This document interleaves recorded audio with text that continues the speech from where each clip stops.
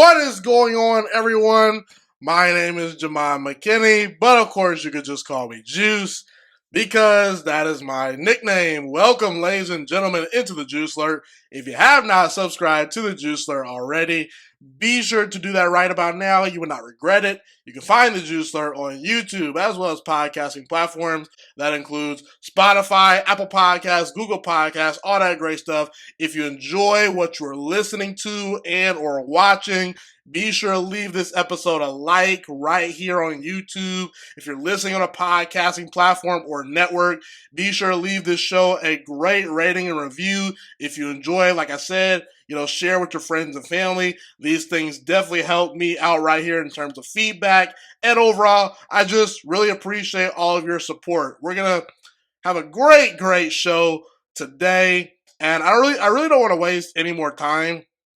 Lastly, just follow me on social media. If you haven't followed me on social media already, all the social media handles and tags that you need to find or are looking for, you can pretty much just simply find by typing my name into social media, Jamon, Ghiman. And also the links to all those social media handles are in the description of this episode. But don't really want to waste much more time right here. Like I said, I want to jump right in. The reality of Kevin Durant's NBA career and where we're at in terms of his legacy, I should say. Kevin Durant's going to be 36 years old heading into next season. And the reality is time is running out for Kevin Durant. And about a year ago in 2023, I asked the question, have we seen the best of Kevin Durant? Has Kevin Durant peaked as a basketball player? And the answer to that question that I had was yes and no. And what I mean by that is it's very clear post Achilles tear every single season, despite being one of the 10 best players in basketball pretty easily every single season. And in fact, I felt that when Kevin Durant came back from the Achilles tear, he was still arguably the best player in the entire NBA. Now, obviously, guys like Giannis and Nikola Jokić kind of stepped up their game. But Kevin Durant, I felt that a while ago when he was in Golden State and early in Brooklyn, you could point to him and say, yeah, best player in the entire NBA. And obviously in Oklahoma City, he was in that conversation as well, winning an MVP when LeBron was in his prime, yada, yada, yada. You get the point, I should say. But getting back on track, I said yes and no in terms of answering that question because it's pretty clear Durant has been a lesser version of himself every single year since the Achilles tear, and he's well past his physical prime. Like, he doesn't have the same burst that he once used to have, not quite as quick, not quite as fast, not quite as, just being athletically in his prime. And that's normal. Every single athlete declines in that type of way, at some point. So we're just probably going to have to accept the fact that Kevin Durant, is, despite putting up all-time great numbers still, what is he at this year? 27 points per game, like 53% shooting from the field, over 40% from three. Like, Kevin Durant is still an elite-level superstar. I believe that. But he's a lesser version of himself. But also I said, I don't think that that's necessarily something we have to have a lot of concern about because I still believe Kevin Durant, despite being a lesser version of himself, I think he has at least one more great final finishing act left in him. Meaning, basically, I believe Kevin Durant can still have a kick butt, wire-to-wire, great postseason run from start to finish, despite being a lesser version of himself. But when it comes to Durant, and specifically Phoenix, like, time is running out. And when we look at Kevin Durant in Phoenix, we're 2 years in, and it seems like Phoenix has slowly but surely gone kind of backwards a little bit, Was Phoenix favored to win the title this year? Adding Bradley Beal to their roster, losing a guy like Chris Paul, losing a guy like DeAndre Ayton. But again, you bring in Jusuf Nurkic to kind of patch that up a little bit. Maybe he's an upgrade over DeAndre Ayton. You sign a couple of guys like Eric Gordon. You trade for a guy like Royce O'Neal. You round out the roster a little bit. Bol seems to be a young player that's kind of coming into his own. I do believe Bol should have a more extended role in Phoenix going forward. But it seems like Phoenix has slowly but surely gone backwards a little bit. Like early on, it was like, oh, you plug in Kevin Durant to the Phoenix Suns and they can't lose. But they run to the Denver Nuggets in the playoffs. Chris Paul gets injured. It seems like they just flatly do not have the depth around Kevin Durant and Devin Booker, despite Kevin Durant and Devin Booker both putting up historically great numbers, and they lose. And this season, it seems like, for whatever reason, Bradley Beal, Devin Booker, and Kevin Durant together, they just didn't necessarily mesh. Now, am I saying it's going to be that way forever? Not necessarily, because I do think that some people are overreacting to the Phoenix Suns' demise a little bit, and I do think that Phoenix has a chance to run it back and be an awesome basketball team. Now, can they run it back with the exact same core in terms of the exact same roster and make zero changes? I think if you walk into next season with a relatively same roster, you're kind of just being a little bit ignorant. So I do think that the ownership of the Suns will make minor tweaks and adjustments to the roster, and I do think Phoenix can bounce back and still win a championship in the Kevin Durant era. But Kevin Durant, who's dealt with a lot of injuries, torn Achilles, broken foot, multiple lower body injuries, since leaving Golden State, being in Brooklyn and Phoenix, the injuries are adding up, and we're seeing Kevin Durant is a little bit of a lesser version of himself, and, he's going to be 36 years old, and are you going to take the over or under on Kevin Durant playing 4 more years of NBA basketball? I mean, that's a tough bet to make. I mean, we could be in a situation where Kevin Durant only plays 2 to 3 more seasons in the NBA, and you have to wonder, is this Phoenix Suns core good enough to win a championship? And we're left scratching our heads a little bit. Like, it's an unknown. Could it happen? Yes, it could. But the reality is, like, even if Kevin Durant were to get traded somewhere else, like a Miami or Oklahoma City, that's another potential year of growing pains and trying to learn the system, get acclimated with new teammates. Like, at this point, I think Kevin Durant is best suited sticking it out in Phoenix and trying to make it work with Devin Booker, because I think those two are excellent together. But Durant, he seems to be running out of time. He's a lesser version of himself. He's getting older, and the Phoenix Suns roster right now, they don't have a lot of flexibility in terms of the cap situation. And Kevin Durant, along with Devin Booker and Frank Vogel potentially, they're going to have to find a way to make this situation work. And you were thinking, okay, Kevin Durant, after he left Golden State, it seemed like he was on pace to potentially be a top 10 NBA player of all time.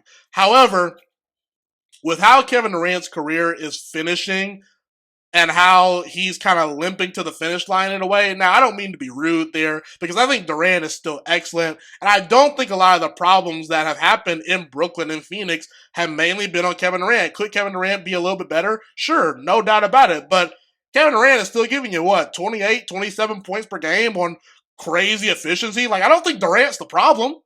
Like, so, if anything, the Phoenix Suns probably would be a borderline play-in team without Kevin Durant, if we're being honest. And we saw in Brooklyn, when he did not play games, they were winning about, 28% of their games? They were awful. They were terrible. And they're still not a good basketball team right now. But I don't know. It seemed like in Brooklyn, at some point, maybe Durant was going to figure it out. It seemed like in Phoenix, oh boy, Kevin Durant, this is a home run move.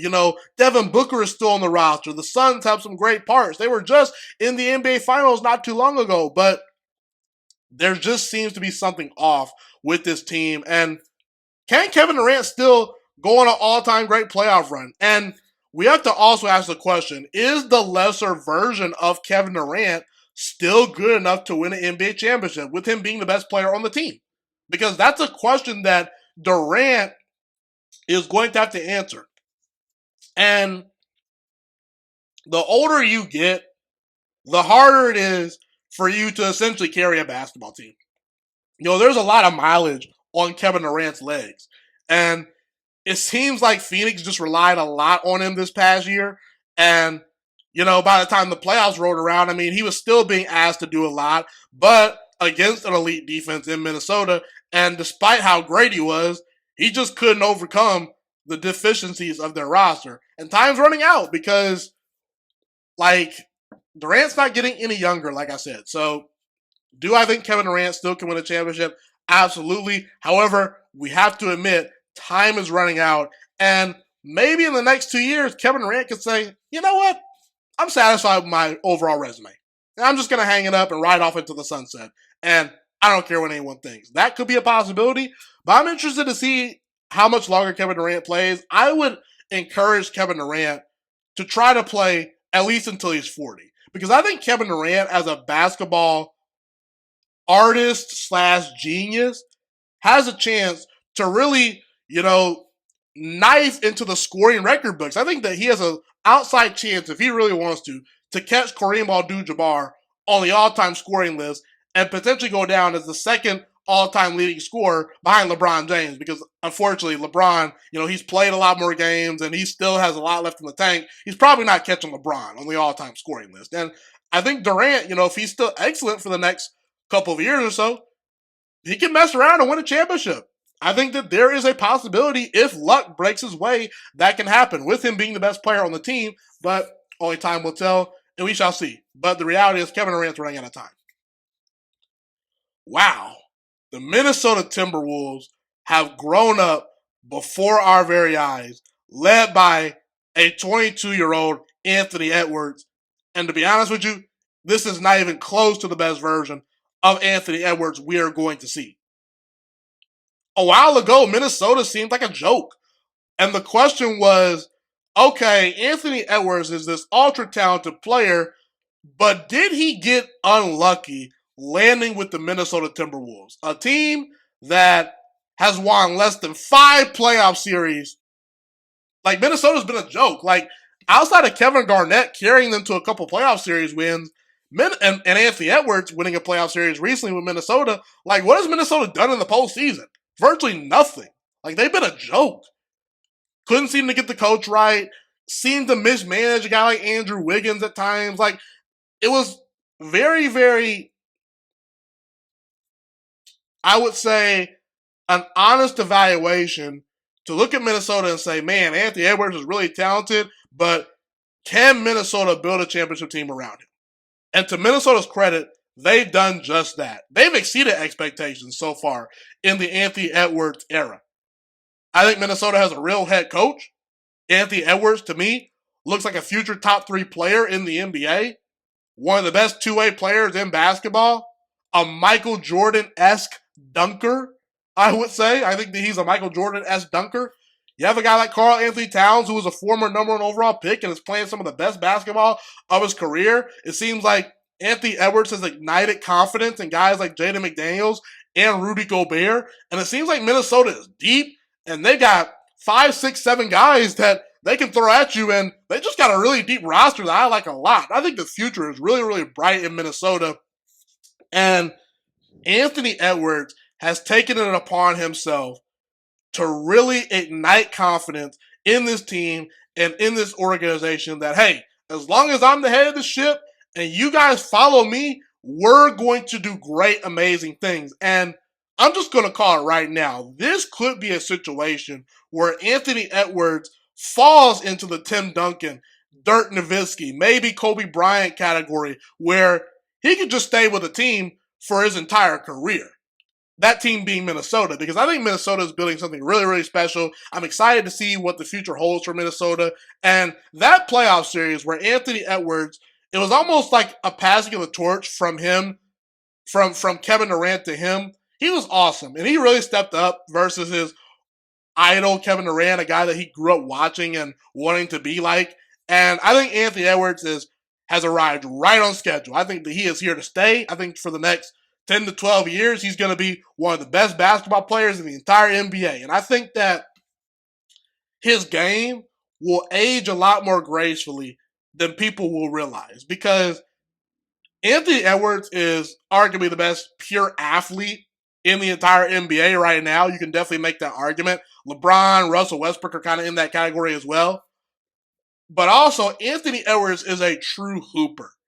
Okay, this is not a Russell Westbrook situation, at least in my opinion, where he relies so heavily on his athletic ability that once a little bit of that athleticism dips, his game has got to change dramatically. Anthony Edwards is a legitimate, dead-eye, good three-point shooter when he puts his mind to it. His jump shot is very fluid, very smooth. He's worked on it a ton, and Minnesota is no longer at the kids' table. I think that they're approaching the big boy grown-up table. This is a real contender in the Western Conference. This is a team that definitely, in my opinion, can win a championship as firmly constructed with Anthony Edwards, a real head coach, solid role players in Jaden McDaniels, a defensive player of the year, award winner Rudy Gobert. You got Karl-Anthony Towns. Mike Conley is a grown-up an adult in the room, and I think that Minnesota has the draft capital to be flexible and make some moves in the future. So I think the Minnesota Timberwolves have grown up right before our own eyes. They're no longer at the kids' table. They're to be taken seriously. That playoff series win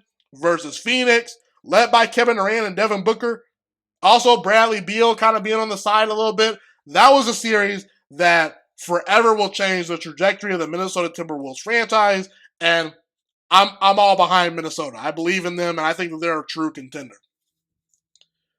When it comes to Anthony Edwards, as I mentioned, he's only 22 years old, but he's excellent.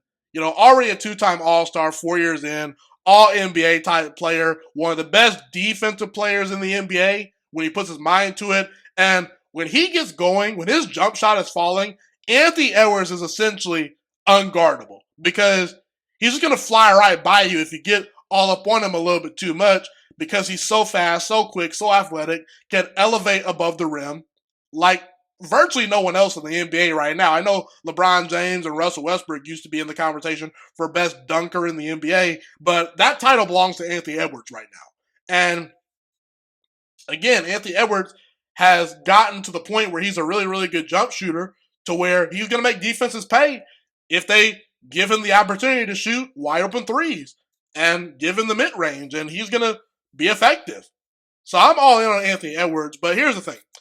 The Michael Jordan, Anthony Edwards comparisons, I'm not really with them.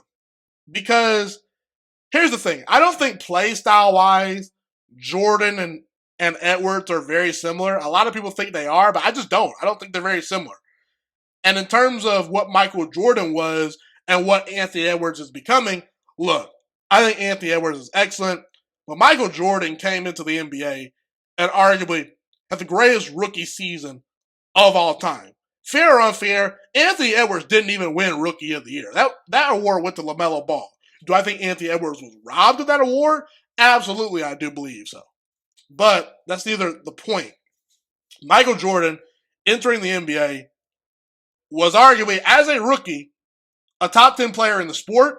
And by year number 3, he was arguably the best player in the entire NBA. He may have not quite been there in year number 3, but he was at least scratching the surface. And very soon he was winning league MVPs, and eventually he won a bunch of championships, and the rest is history.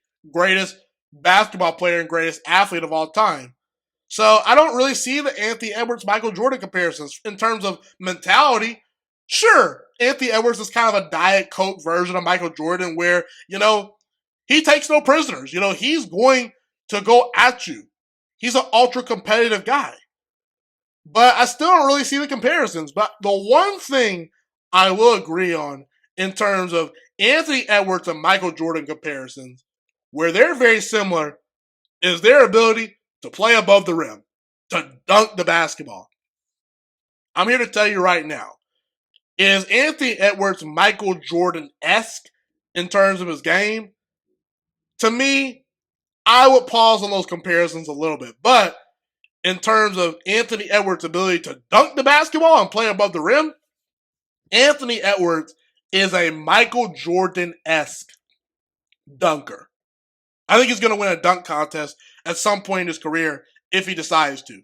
Anthony Edwards, to me, is already one of the greatest dunkers in NBA history. The athleticism, the ability to just fly over defenders and just dunk the basketball with authority. Anthony Edwards is already in the conversation for best all time in terms of just doing that. I mean, he just dunks the basketball ferociously. And the way he just smoothly glides up above the rim, it's a special thing to watch. So, in terms of Michael Jordan, Anthony Edwards comparisons, I'm not really there for it because even Jordan's playing style, like Michael Jordan was arguably the best mid-range shooter in the NBA and arguably the greatest mid-range shooter of all time. I mean, it's him, Kobe Bryant, and Kevin Durant to me. Choose who you want. Those are the best mid-range shooters of all time to me. I mean, Chris Paul's probably in that category too.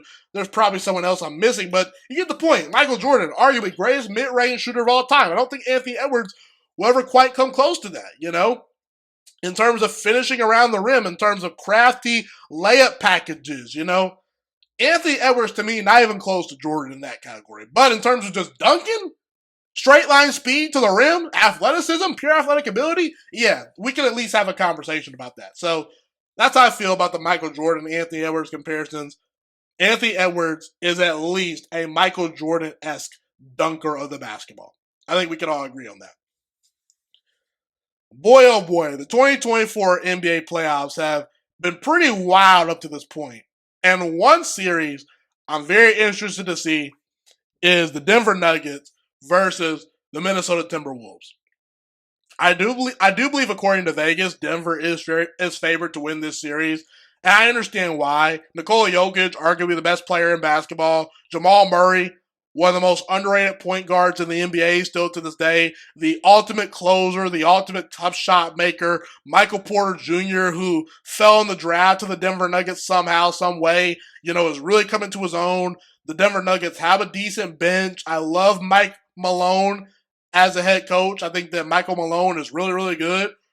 Arguably near the cream of the crop. I mean, there's Steve Kerr, there's Eric Spoelstra, and then who else do you look at? Maybe a Tom Thibodeau, maybe a Nick Nurse. I think that Michael Malone is at least in that conversation. He's a proven championship level head coach because Denver just won the championship, I say all that to say this. Anthony Edwards and the Minnesota Timberwolves, they will knock off Nikola Jokić and the Denver Nuggets in the 2024 playoffs. I'm really impressed with what I've seen from Minnesota. That series versus the Phoenix Suns, everyone's, acting like, oh, Phoenix, they're just such a fraudulent team. And listen, there's reason to believe there needs to be some type of changes to the Phoenix Suns roster, whether it be, trading some players away, getting more assets, maybe changing a head coach, because Frank Vogel, to me, there is some questions about him. But Phoenix is a really, really talented team, and Minnesota swept them. Now, the Denver Nuggets essentially almost swept the Lakers. So, I get it. You're going against the defending champions. But you look at that Los Angeles Lakers series, and the Lakers actually led the Denver Nuggets for about 65% of the minutes in that series. I think even a little bit over that, according to the analytics. It's just one of those situations where Denver, they were just so good in the clutch that it didn't matter. And the Lakers, for all intents and purposes, let's be real, people. The Lakers, they were a borderline play-in team for most of the season. They caught fire at the end of the year. The Lakers were very much over-exaggerated and overrated as a team. Not to take anything away from Denver, but all I'm saying is I don't think the Lakers were the type of team that could have completely exposed Denver. But Minnesota, with Rudy Gobert down low, Defensive Player of the Year award winner, Karl Anthony Towns being a big body that can cause Nikola Jokić to kind of chase him around and actually play defense, Anthony Edwards pressuring the rim and also hitting jump shots on the outside, hitting three-point shots. I'm here to tell you right now, Minnesota has the personnel to knock off the Denver Nuggets. I think Minnesota right now, if I were to bet money, they're going to win the 2024 NBA Finals. And I don't think I'm being a prisoner of the moment. I think Minnesota has the roster. Anthony Edwards is your best player. That guy can win a championship. This could be a Dwayne Wade situation where no one really thought Dwayne Wade was going to win a championship being 23 years old in the NBA Finals versus Dirk Nowitzki and the Dallas Mavericks. But Dwayne Wade turned the corner and he showed the world, yeah, I'm that guy. And I think Anthony Edwards potentially is on that type of run. where he can go on a Dwayne Wade type of run early in his career, super young, super athletic. The league hasn't seen many guys like him. Big, strong, athletic, super quick, can hit pull-up jump shots, can hit pull-up threes, and he inspires confidence in his team. And call me crazy, but in terms of just leadership qualities, in terms of just competitive nature, give me Anthony Edwards over Nikola Jokić any day of the week. I love Nikola Jokić. I think he's great, but we're talking about Nikola Jokić potentially as some people in the media saying he could be a top 10 player of all time. I'm not quite there yet. I think Jokić is already an all-time great. Already one of the 25 greatest basketball players we've ever seen. You know what?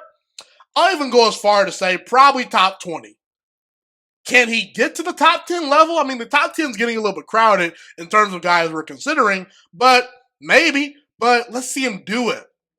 And the one thing about Jokić is, in the past, we've talked about his defensive limitations and how teams can really expose that. Last year, some of these teams that Jokić faced, I mean, I'm not trying to take anything away from him, but the Miami Heat in the NBA Finals, they were not a team that was equipped to expose Nikola Jokic's weaknesses. I think Minnesota can wear Jokić down, and Jokić is going to get his. He's going to pass the basketball exceptionally well. He's probably going to give you a cool 25 points, 12 rebounds on pretty good efficiency. But if anyone can make things tough for Jokić and the Nuggets and expose some of that roster's weaknesses, it's the Minnesota Timberwolves. And I got to say, I'm a little bit worried about Jamal Murray. Jamal Murray has dealt with some injuries this year. We're not really sure if he's the best version of himself because he's been very streaky in these playoffs up to this point. And if Jamal Murray were to go down with an injury, then Denver's done. I don't think Jokić, as good as he is, I don't think he can carry them in the Western Conference to the NBA Finals and to potentially winning the championship over a team like Boston or even the Knicks, who have been looking really, really good, okay? Call me crazy, but I think the Knicks are really, really good and really, really talented. So Minnesota's my pick to win the 2024 NBA championship. I think that they're going to knock off the Denver Nuggets and Nikola Jokić. Call me crazy, but that's how I feel, and I cannot wait to see if it happens. I think the Minnesota Timberwolves win an all-time great classic series. They match up well with Denver, and I think Anthony Edwards and that team will rise up, step up, and get it done, and potentially win the NBA championship in 2024. Last but not least, I think it's very, very important for Anthony Edwards to knock off Nikola Jokić and the Denver Nuggets sooner rather than later. Minnesota needs to get it done sooner rather than later, led by Anthony Edwards. And here's why.